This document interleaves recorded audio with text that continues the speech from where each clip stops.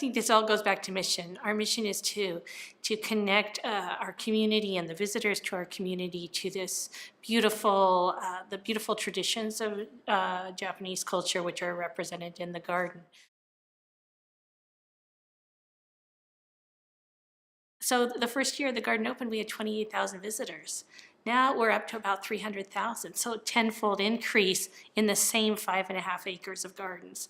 So it's about creating enough space and enough services for the visitors so that they can still have that fabulous experience of the garden, but not overwhelm the garden and not overwhelm themselves with too many people all in there at one time.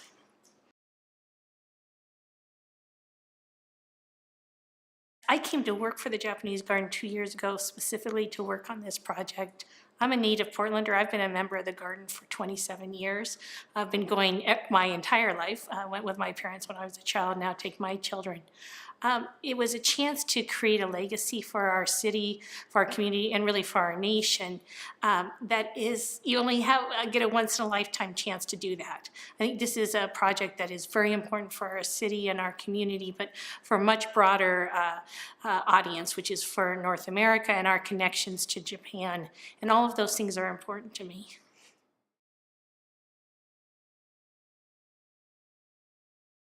In some ways, I think this project's been planned for 20 years.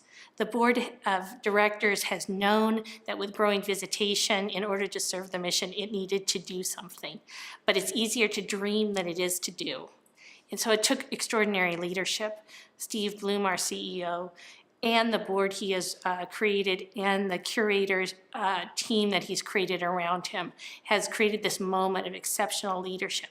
So it's dream and leadership and need all together at the right time. And that's what's created this project, both the planning and the reality that's going to unfold in the next couple of years.